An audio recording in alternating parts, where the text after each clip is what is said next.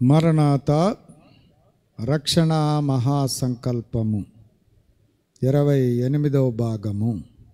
ముందుగా ఒక చరణాన్ని పాడుకుందాం. యేసునామా స్మరణ చేయండి ప్రియులార, క్రీస్తు యేసునామా స్మరణ చేయండి. యేసునామా స్మరణ వలన ఎట్టి కష్టమైన తొలగును. యేసునామా స్మరణ వలన ఎట్టి సౌఖ్యమైన కలుగును. యేసునామా స్మరణ వలన ఏది పోదు ఏది రాదు. యేసునామా స్మరణ వలన ఏది పోదు ఏది రాదు.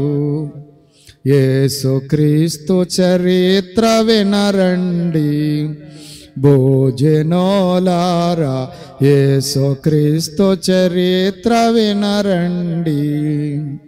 యేసుదేవుడు నరుడు భూ వాసియాయను ధర్మముల మార్గమునందు తానే నడచి దారి చూపెను. మందు లేకొండగనే జబ్బుల్ మాన్పే మృతులకు జీవమిచ్చెను. నరులలోనే దయ్యములను దరిమి వేసి సౌఖ్యమిచ్చెను. పాపములను గెలిచి వేసెన్ పాపులకాదరణ ఇచ్చెను. ఆకలితోనున్న వారికి అప్పములు కల్పించి పెట్టెను. ఆపదాయందున్న వారి ఆపద తప్పించి వేసెను. లెక్కలేకొండగను నిత్యం లెక్కలేని మేళ్ళు చేసెను. వాటినెల్లను రాయబోనిన వయసు సాలద్ వసుధ పట్టదు. పాప పరిహారంబు కొరకు ప్రాణరక్తము బలిగా పెట్టెను. మరణమందయు తనకు తానే మరల బ్రతికి పరము వెళ్ళెను. తిరిగి వచ్చి భక్త జనులను పరమునకు కొంచుకొని పోవును. ఎట్టి దేవుడు ఎట్టి నరుడు ఎవరునో ఎక్కడను లేని. ఎట్టి దేవుడు ఎట్టి నరుడు ఎవరునో ఎక్కడను లేని. యేసునామా స్మరణ చేయండి ప్రియులార, క్రీస్తు యేసునామా స్మరణ చేయండి. అందరికీ మరణాత. మరి రక్షణ మహాసంకల్పము మరి కొన్ని భాగాలుగా మనం ధ్యానించుకుంటూ వస్తున్నాం. మరి 10 అంశాలుగా మనం రక్షణ మహాసంకల్పాన్ని వివరించుకుంటున్నాం. అందులో 5 అంశాలు పూర్తయ్యాయి.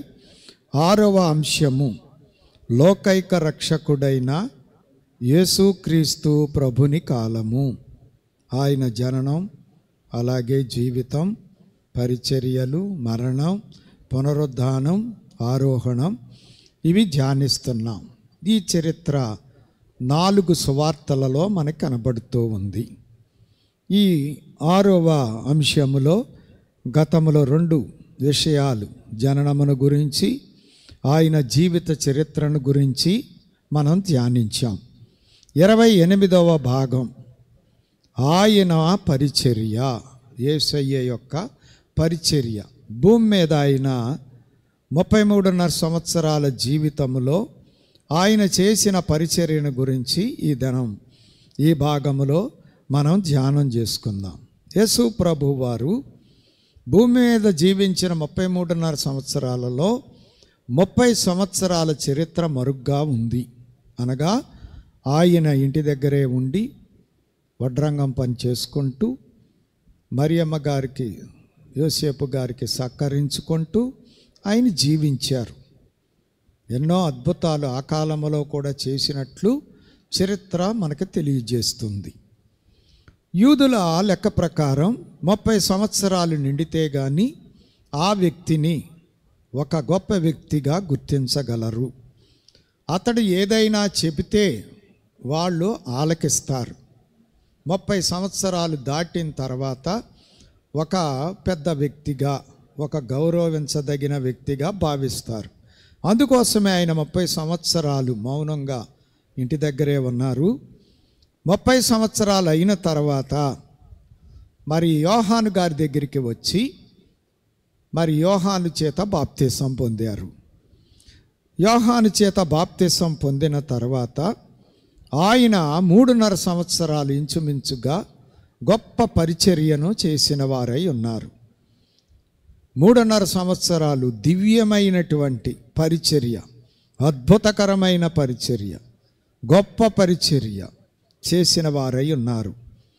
మానవులకు మరి సమస్తమైనటువంటి ధర్మములు, విధులు, కట్టడలు, ఆజ్ఞలు ఉపదేశించారు.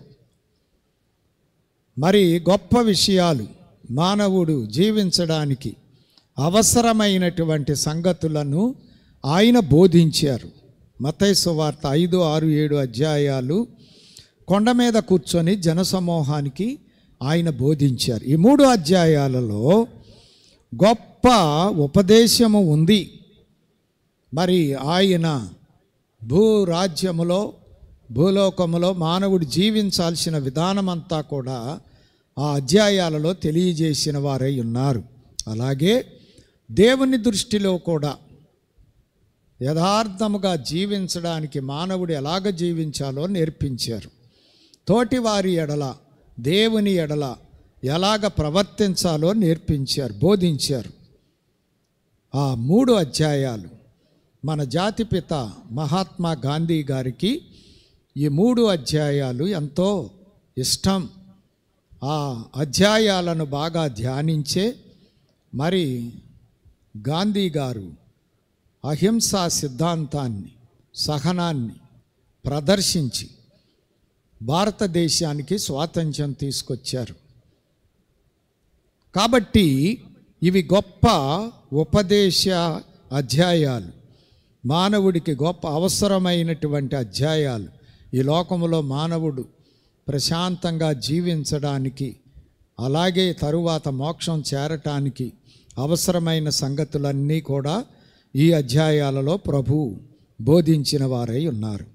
అలాగే ఆయన పరిచర్యకు ముందుగానే బాప్తిసం పొందిన వెంటనే అరణ్యమునకు వెళ్ళి 40 దినములు సిద్ధపడ్డారు ఉపవాసములో. అలాగా సిద్ధపడి ఉపవాసం 40 దినాలు జరిగించి సైతానును మరి జయించారు. సాతానుడు 40 దినాల ఉపవాస ప్రార్థన అయిన తర్వాత వచ్చి శోధించాడు. ప్రభువు ఆ శోధనను జయించిన వారై ఉన్నారు. ఈ వృత్తాంతం మత్తయి సువార్త 4వ అధ్యాయం 1-11 వచనాల్లో మనం చూడగలుగుతాం. అలాగున సైతాన్ను జయించి ఆయన సేవా సర్క్యూట్లోనికి వచ్చి మొదటిగా ఆయన బోధించారు. తర్వాత మానవుల యొక్క కీడులన్నిటికీ పరిహారం చూపించారు. అన్నీ ఆయన పరిహారం చేశారు. పేతురు గారు రాసిన మొదటి పత్రిక 2వ అధ్యాయం 24వ వచనం. మనము పాపముల విషయమే చనిపోయి నీతి విషయమే జీవించినట్లు ఆయన తానే తన శరీరమందు మన పాపములను వ్రాను మీద మోసుకొనెను. ఆయన పొందిన గాయముల చేత మీరు స్వస్థత నొందితిరి. కష్టములన్నిటినీ తొలగించారు. మానవుల కష్టాలను ఆయన తొలగించి మానవులకు కష్టాల నుండి విడిపించారు. మత్తయి సువార్త 3వ అధ్యాయం 12వ వచనం. ఆయన చేట ఆయన చేతిలో ఉన్నది. ఆయన తన కళ్ళమును బాగుగా శుభ్రము చేసి గోధుమలను కొట్టులో పోసి ఆరని అగ్నితో పొట్టును కాల్చివేనని వారితో చెప్పెను. రోగులను బాగు చేశారు. ఆయన మరి వ్యాధిగ్రస్తులైనటువంటి వారిని మందు లేకుండా మాట చేత బాగు చేసిన వారై ఉన్నారు. అలాగే దయ్యములను అపవిత్రాత్మలను గద్దించి పారద్రోలిన వారై ఉన్నారు. వేదన గల వారికి నెమ్మదిని దయచేశారు. వారి వేదన నుండి విడుదల దయచేసి నెమ్మదినిచ్చారు. మత్తయి సువార్త 4వ అధ్యాయం 24వ వచనం. ఆయన కీర్తి సిరియా దేశమంతటా వ్యాపించెను. నానా విధములైన రోగముల చేతను వేదనల చేతను పీడింపబడిన వ్యాధిగ్రస్తులనందరినీ, దయ్యము పట్టిన వారిని, చాంద్ర రోగులను, పక్షవాయు గల వారిని వారు ఆయన వద్దకు తీసుకొని రాగా ఆయన వారిని స్వస్థపరిచెను. అలాగ ప్రభు అనేకమైనటువంటి కార్యాలను చేశారు. ఆ కాలంలోనున్న లోటుపాటులను సవరణ చేశారు. మరి సామాజికంగా, అలాగే ఆధ్యాత్మికముగా, అలాగే సాంఘిక పరంగా ఉన్నటువంటి అవకతవకలు, లోటుపాట్లు, అలాగే మూఢనమ్మకాలు, అలాగే ఆయా విధములైనటువంటి పరిస్థితులను ఆయన సంస్కరించి అన్నిటినీ కూడా సవరణ చేశారు. ఆయా విషయాలలో ఉన్నటువంటి లోటుపాట్లను చూపించి వాటిని దిద్దారు, సరిచేశారు. మత్తయి సువార్త 23వ అధ్యాయములో ఈ సంగతిని మనం చూస్తాం. మత సంస్కరణ చేశారు ఆయన, అలాగే కుల సంస్కరణ చేశారు ఆయన, సమాజ సంస్కరణ చేశారు ఆయన, సాంఘిక సంస్కరణ చేశారు ఆయన, రాజకీయ సంస్కరణ చేశారు ఆయన. ప్రభువు గొప్ప సంస్కర్త. ప్రతి విషయములో ఉన్న లోటును ఆయన సంస్కరించినటువంటి వారై ఉన్నారు. ప్రభువు గొప్ప సంస్కర్త. మృతులను బ్రతికించారు. మాట చేత పిలిచి చనిపోయినటువంటి మృతులను అద్భుత రీతిగా పిలిచి బ్రతికించారు. యోహాను సువార్త 11వ అధ్యాయం 43-44 వచనాలు.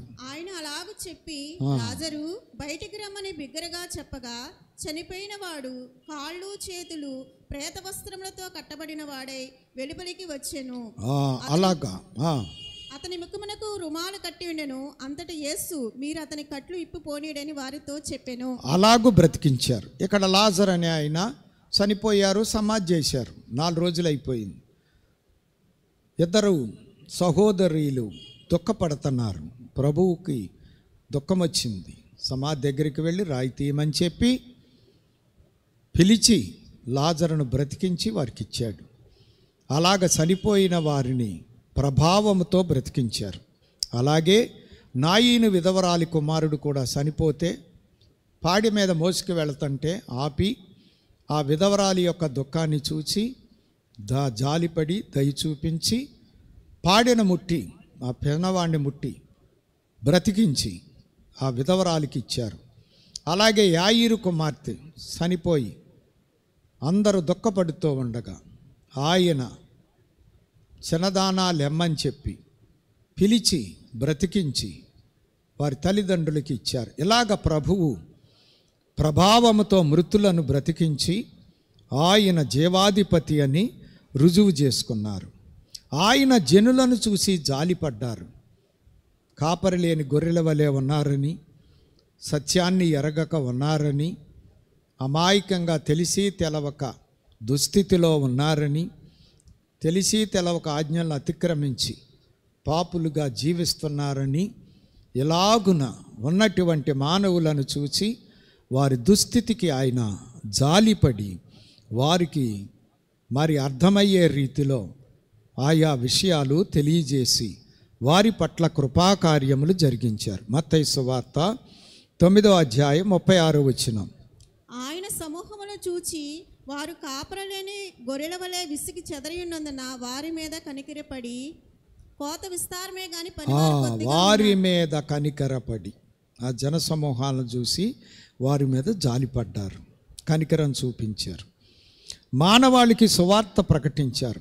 ఆయన ఆ దినాల్లో గొప్ప సువార్త అంటే శుభవార్త.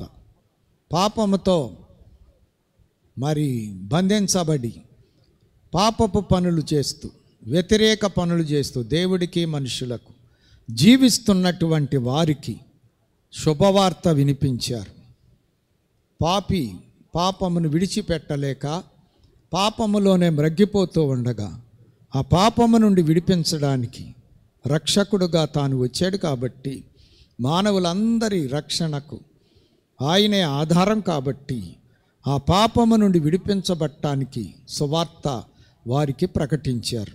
మార్కు సువార్త 1వ అధ్యాయం 14-15 వచనాలు. యోహాను చెరపట్టబడిన తరువాత యేసు, కాలము సంపూర్ణమైనది, దేవుని రాజ్యము సమీపించినది, మారుమనసు పొంది సువార్త నమ్ముడని చెప్పుచు దేవుని సువార్త ప్రకటించుచు గలిలయకు వచ్చెను. అలాగ ప్రభువు మీ బతుకులను దిద్దుకోండి, మంచిగా నడుచుకోండి, దేవుని రాజ్యం సమీపించింది అని వాళ్ళకి శుభవార్త వినిపించారు. దేవుని రాజ్య విషయములు ప్రజలకు విరివిగా బోధించారు. ఆయన బోధ విని అందరూ ఆశ్చర్యపడ్డారు. యోహాను సువార్త 7వ అధ్యాయం 4వ వచనం. ఆ బంట్రౌతులు, ఆ మనుష్యుడు మాట్లాడినట్లు ఎవడనూ ఎన్నడనూ మాట్లాడలేదనిరి. అందరూ కూడా ఆశ్చర్యపడే విధముగా మత నాయకులు ఆయన బంధించమని పంపిస్తే వాళ్ళు బంధించకుండా వచ్చి చెబుతున్నారు, ఆయన మాట్లాడినట్టుగా ఎవ్వరూ మాట్లాడలేదని చెప్పి. అలాగే ఆయన అందరికీ ఉపమానాలతో బోధించారు. మార్కు సువార్త 4వ అధ్యాయం 33-34 వచనాలు. ఆ దినమే సాయంకాలమైనప్పుడు ఆయన అద్దరికి పోవుదమని వారితో చెప్పగా వారు జనులను పంపివేసి ఆయనను ఉన్నపాటున చిన్న దోణిలో తీసుకొని పోయిరి. ఆయన వెంబడి మరికొన్ని దోణిలు వచ్చెను.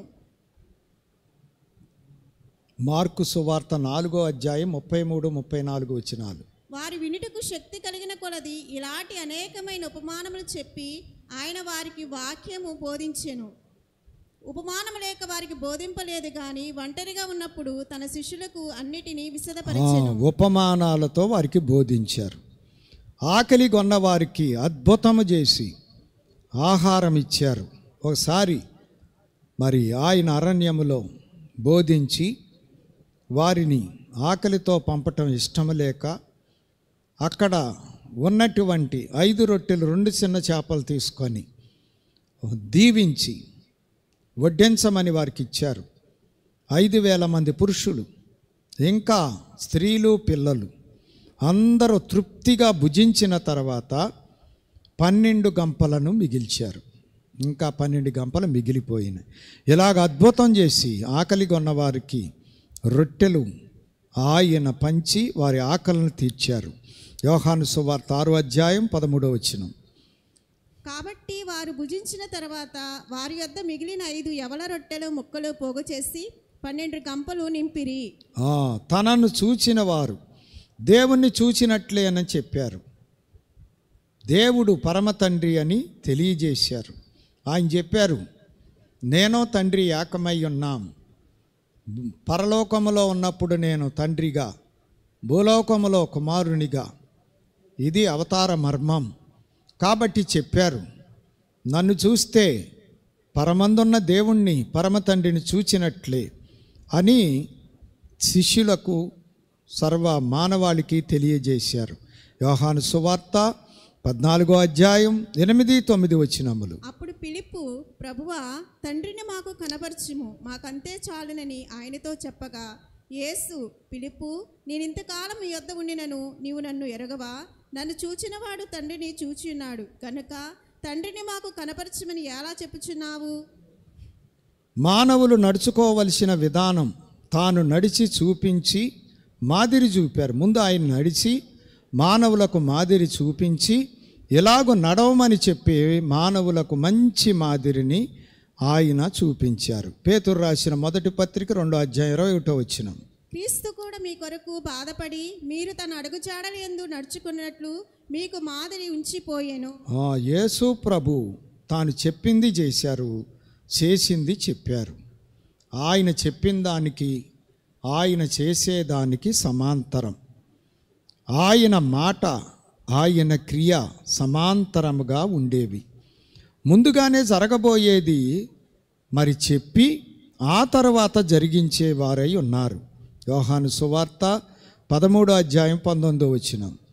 జరిగినప్పుడు నేనే ఆయననని మీరు నమ్మునట్లు అది జరగక మునుపు మీతో చెప్పుచున్నాను. ముందే చెప్పారు. జరగబోయే సంగతిని కూడా ప్రభు ముందే చెప్పేవారు. మానవులందరి కొరకు నేను ప్రాణం పెట్టడానికి వచ్చాను.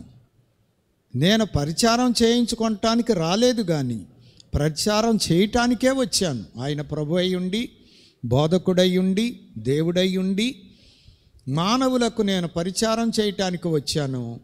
అలాగే మానవుల కొరకు నా ప్రాణాన్ని అర్పించడానికి వచ్చానని చెప్పారు. అలాగే తన ప్రాణాన్ని మానవులందరి కొరకు అర్పించారు.